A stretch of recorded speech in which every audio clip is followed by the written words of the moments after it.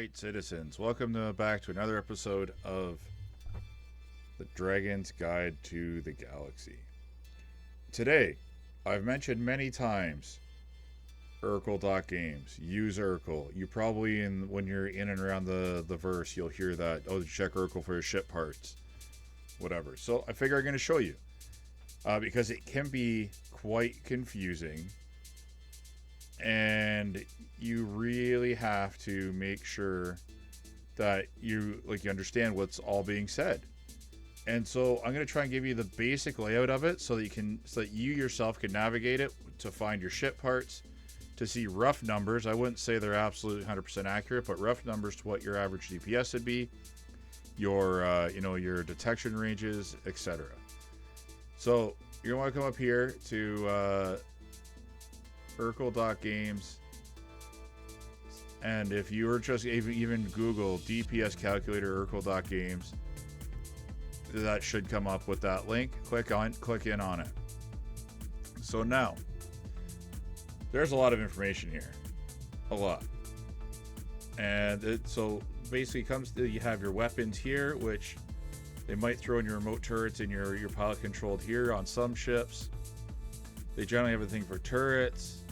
And then they have a section for missiles where you can change your missile racks and stuff like that. If your ship has EMP or quantum dampening fields, those will show up down here.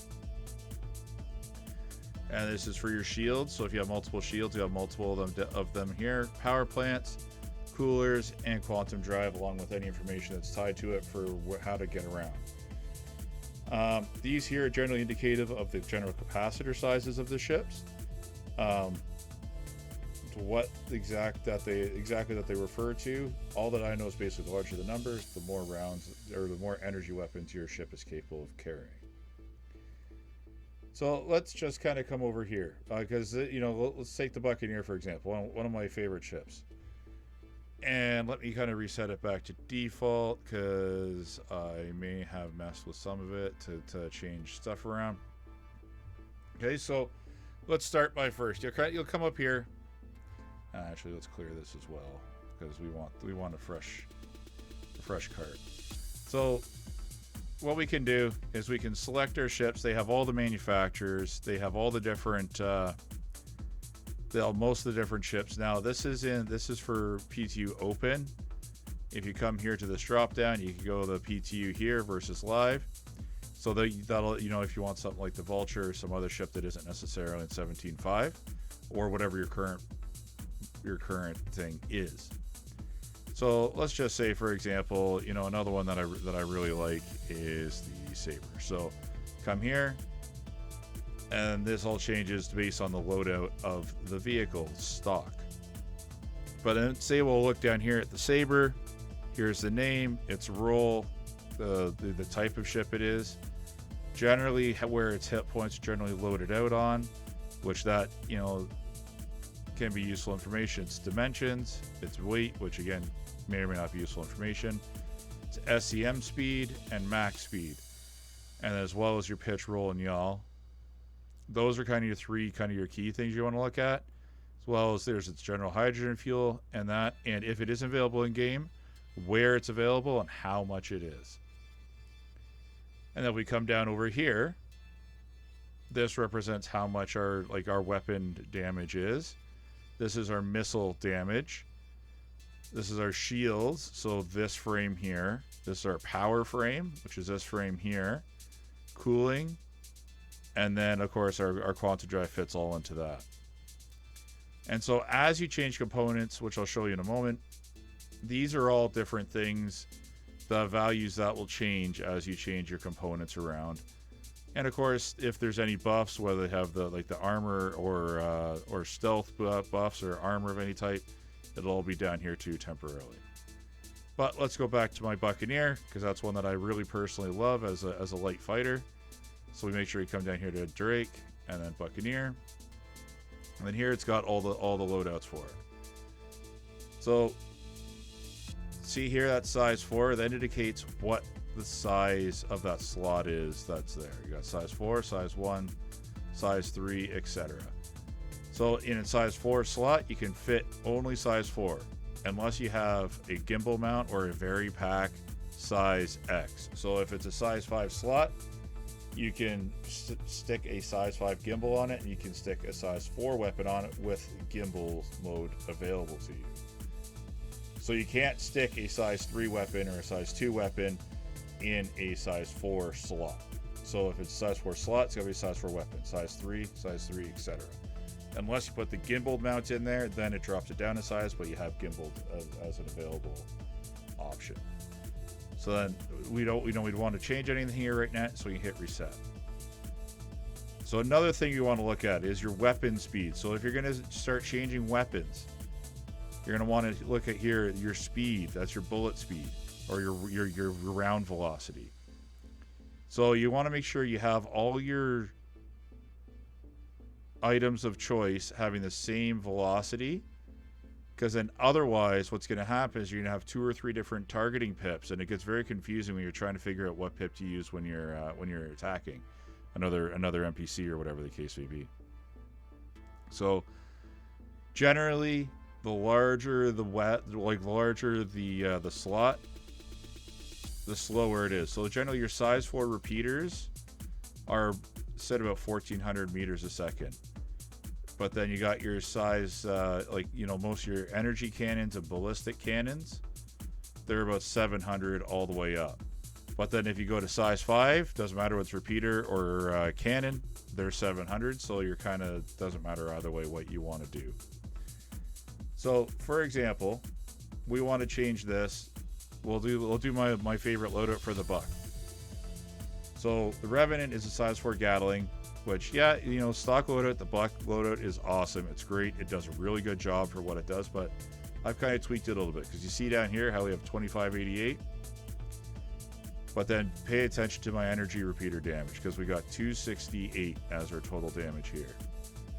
So the buck has what's called the spinal mount that allows us to change that size 4 into a twin size 2 essentially gimbal turret. So we could put whatever we want on it. We could put other ballistic rounds. We could put 2 of these on it to get a little more oomph out of it if that's what we really wanted. But I don't know about you. I like hybrid builds. I don't like just straight ballistic builds or straight energy builds. I like a little bit of both. So our repeaters, if we come down here, like these, the 210s, they are 1400 meters a second. Our repeaters, these are Panthers, are 1400 meters a second. So we want to make sure we keep everything at 1400 meters a second. If you want to switch it all to 700 meters a second, then you can switch over to the laser cannons and the ballistic cannons as well, if that is indeed what you wish. But we're going to scroll down, and there's lots of options. Generally right now, all of the the laser repeaters are all the same damage. All the laser cannons are all the same damage of the same size. But I like repeaters because the buck's a scrapper. You need to be able to really kind of keep it up. So we're gonna drop the Badgers onto there. Attritions, Badgers, it doesn't matter. So if you notice though, there's not a lot of DPS there, but it's because we have other energy weapons down here. So what we're going to want to do is we're going to change these to our size 3 ballistic Gatlings at 1400. Now look, that went from 240 DPS to 427 DPS. That's because we have effectively taken energy off of this capacitor. Instead of having 4 energy weapons, we now only have 2, which allows us to have a greater capacity for these 2.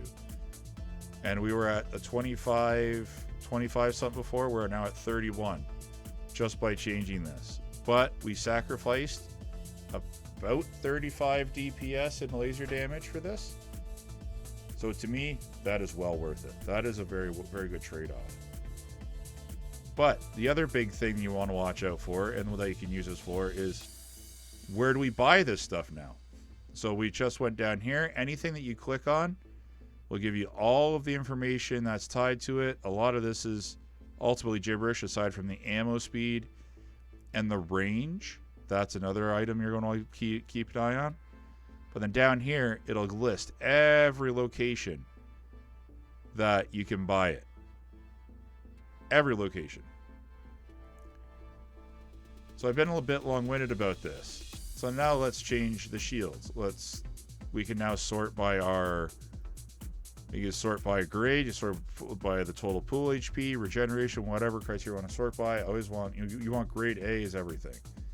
So I'm not worried about stealth for this, so I'm going to grab the grade A military because they're ultimately the best shields.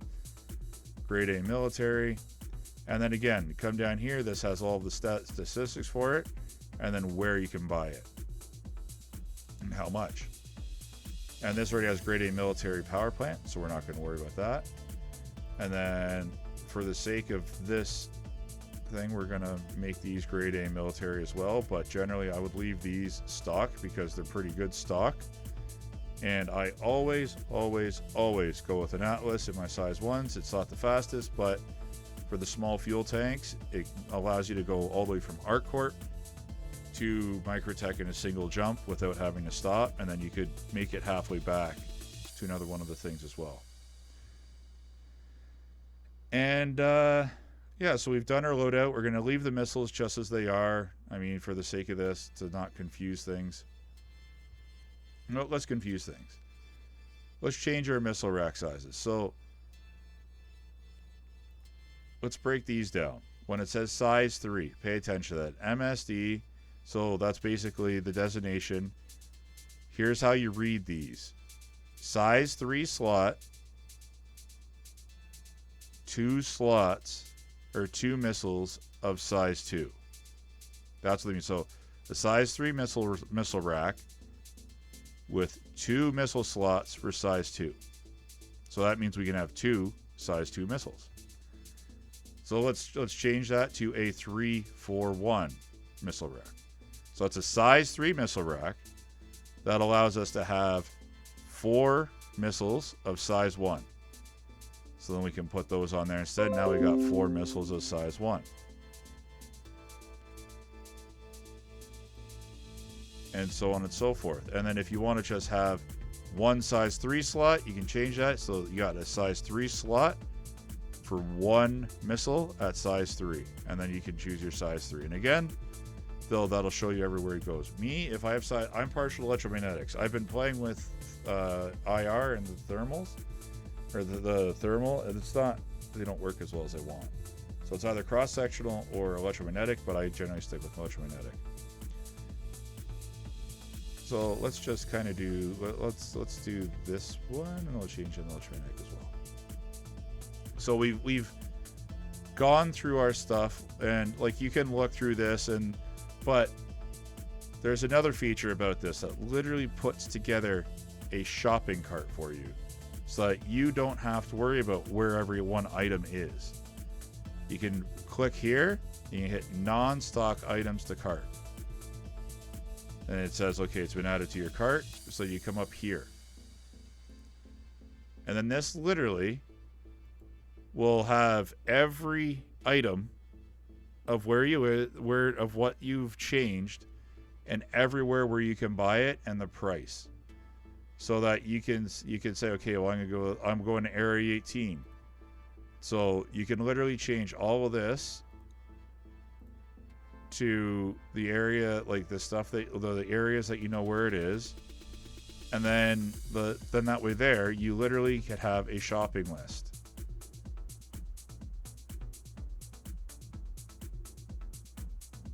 You literally have a shopping list of everywhere you need to go for it.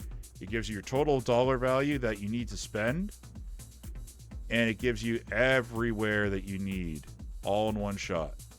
So in theory, you could screenshot this or leave this open, and you go, okay, I got to go to center mass in Area 18. What do I need? Boom, boom, boom, boom, boom, boom, boom.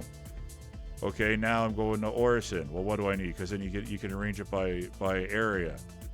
So now I'm going to Orison. Okay, so I'll get my shields, and I'll get my coolers and my shields. Okay, now I need my jump drive. So now we're going to go to her L5, get her jump drive. We're going to go to Area 18 to get all the rest. So, yeah, as you can see, this is a powerful tool for knowing how to and what you like, where you can go, and what you can get, and how much it all is. It may not be entirely 100% accurate, but it is pretty damn close, and close enough for me to say this is a tool that every person that plays Star Citizen should understand and know how to use. So please, if you have any questions, don't hesitate to ask. It can be a little bit cumbersome how to use when you first learn, but that's why I'm trying to do this video, to give you guys that knowledge, a little bit of a heads up. This is what it's supposed to look like. This is what you're supposed to do. So anyways, ladies and gentlemen, thank you very much for another episode of Dragon's Guide to the Galaxy. Until next time.